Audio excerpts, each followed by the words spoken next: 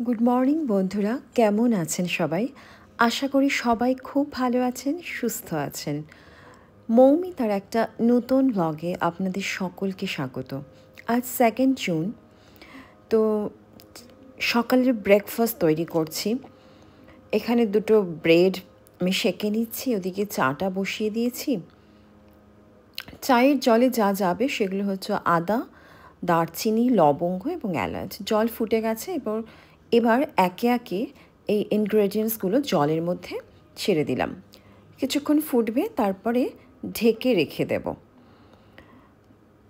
ওটার অ্যারোমা, ওটার যে এই যে আদা সব কিছুর যে গুণগুলো ওই জলের মধ্যে চলে যাবে। এবার একটু বাটার দিয়ে দিচ্ছি তাওয়াতে। ব্রেড তো আগেই সেঁকে নিয়েছিলাম, এবার বাটারটা মাখিয়ে নেব। ওই নামকা বাস্তে একটু বাটার খাওয়া, কারণ একটু ট্রান্সফ্যাট আছে, সেজন্য খেতে খুব একটা চাই না বাটারটা। বাট একটু বাটারে গন্ধ হলে ব্রেডটা খাওয়া যায়, আদারওয়াইজ একদম শুকনো ব্রেড খটখটে টোস্ট খেতে খুব অসুবিধা হয় সকালবেলায়। তো জল ফুটে গেছে, চায়ের জল।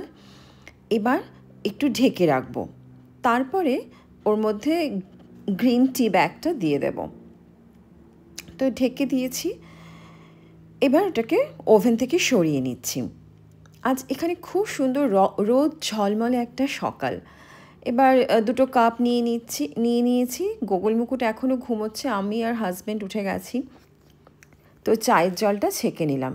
কী যে সুন্দর গন্ধ বেরোয় না, এই গন্ধটা খুব ভালো লাগে, সকালটা ফ্রেশ লাগে বড্ড।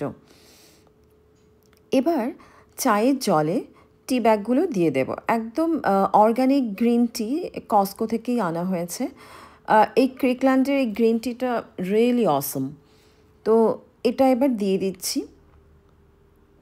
দীর্ঘদিন ধরে আমরা গ্রিন টি খাই, নর্মাল টি অনেক দিন হলো ছেড়ে দিয়েছি। বাট যখন খুব ইচ্ছে করে আমার দুধ চা খেতে, তখন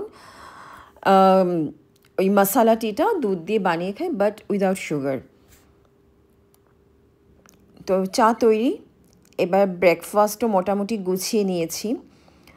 আজকে অ্যাভোকাডো আছে, আমন্ড আছে, খেজুর আছে আর বাটার টোস্ট আছে। আমন্ডগুলো কাল রাতে ভিজিয়ে রাখতে ভুলে গেছিলাম, তাই এমনিই আজকে নিয়ে নিয়েছি। এই আমাদের ব্রেকফাস্ট। সকালবেলার এই চাটা যে কী ভালো লাগে, এই গ্রিন টিটা। আর তার থেকেও যেটা বেশি ভালো লাগে তা হলো মশালা টি উইথ মিল্ক। বাট আমি সুগার নিই না, কিন্তু ওই চাটা আমার মারাত্মক ভালো লাগে। তবে অনেক সময় দেখি ওটা খেলে একটু অ্যাসিডিটি হয়, অ্যাসিড হয়, বাট ভালো লাগে। তো কখনো কখনো আমার হয়ও না।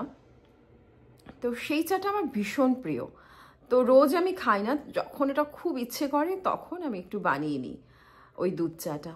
ভীষণ ভালো লাগে। আর এই গ্রিন টিটাও খুব ভালো লাগে, সব রকম লবঙ্গ পড়লো, এলাচ পড়লো, তো আদা, এক এক ধরনের সুন্দর একটা অ্যারোমা হয়। তো এই কারণে এই চাটাও, এই গ্রিন টিটাও কিন্তু মন্দ লাগে না, বেশ ভালো লাগে।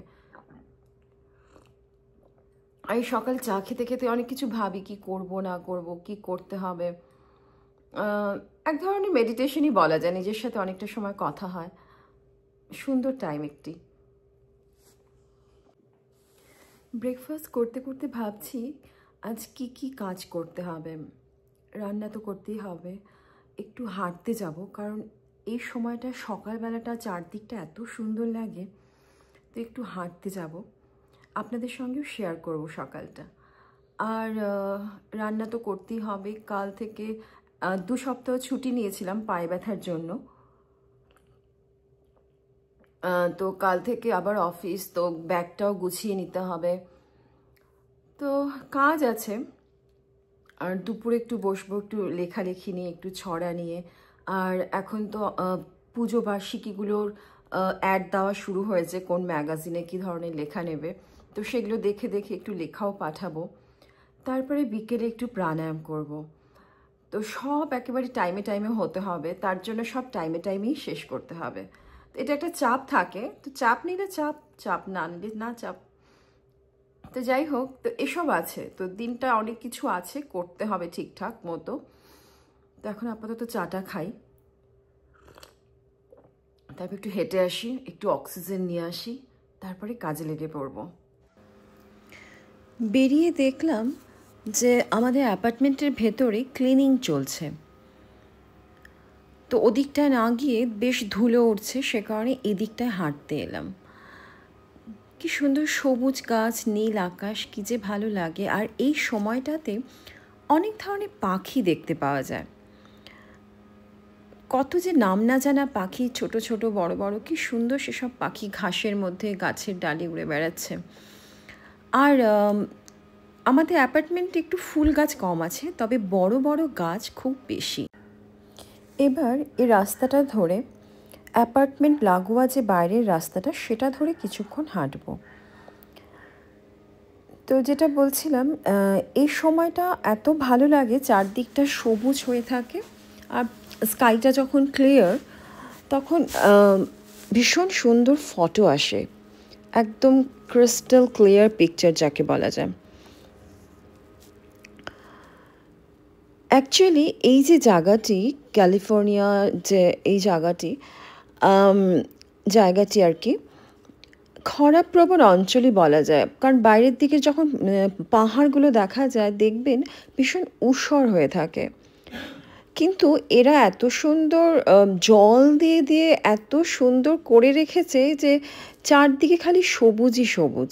তাই ভাবি আমাদের দেশটাকেও যদি এভাবে সুন্দর করা যেত কতই না ভালো হতো, মানুষ একটু ফ্রেশ অক্সিজেন পেতে পারতো, অসুখ বিসুখ তো কমে যায় না এরকম হলে, আর নেচারের অনেক কাছাকাছি আসা যায়। তো সেসব যদি পসিবল হতো খুব ভালো হতো। তো যাই হোক, এই রাস্তাটা দিয়ে এখন হাঁটছি। তারপরে এই যে কী সুন্দর একটা পাখি দেখুন, সবুজ ঘাসে কী সুন্দর ঘুরে বেড়াচ্ছে। নাম যদিও জানি না, তবে এই ধরনের প্রচুর পাখি এই সময়টায় দেখা যায় এখানে। অনেকটা চড়ুই পাখির মতোই লাগে, তবে চড়ুই নয়। এবার হেঁটে হেঁটে একটা এন্ট্রান্স আসবে, ওটা দিয়ে ঢুকে যাব ভেতরে, তারপরে ভেতরে খানিকক্ষণ হাঁটবো। এই সময়টায় গরম পড়ে, কারণ এখন জুন মাস, জুন জুলাই অগাস্ট এখানে বেশ গরম পড়ে। সেপ্টেম্বর থেকে একটু একটু ঠান্ডাটা শুরু হয়, আর নভেম্বর ডিসেম্বরে বেশ ভালো ঠান্ডা। তবে এখানে গরম চূড়ান্ত, ভীষণ গরম পড়ে। এবার ঢুকে গেছি আমাদের অ্যাপার্টমেন্টের ভেতর, আর এটি আমাদের লিজ অফিস। এই যে প্রাণ কেন্দ্রটি, এই যে সার্কেল করে রাখা জায়গাটি, ওখানে প্রচুর গাছ থাকে, ফুল থাকে, তবে আজ দেখলাম অত ফুলের সম্ভার নেই, তাই ওদিকে আর ক্যামেরাটা ঘোরালাম না। এবার এই রাস্তাটা ধরে খানিকক্ষণ হেঁটে যাই।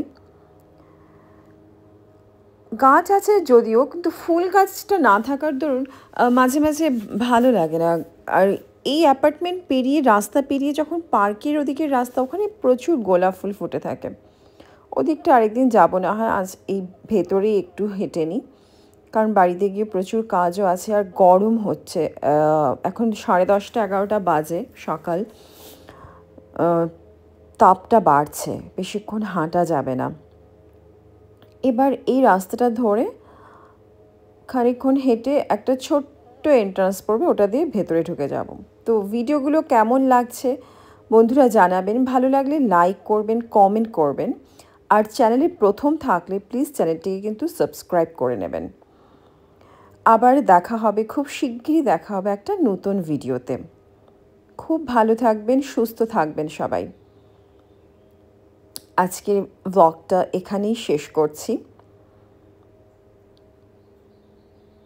আর এই রাস্তাটা ধরে এবার হেঁটে অ্যাপার্টমেন্টের ভেতর ঢুকে যাচ্ছি। টাটা, ভালো থাকবেন, টেক কেয়ার।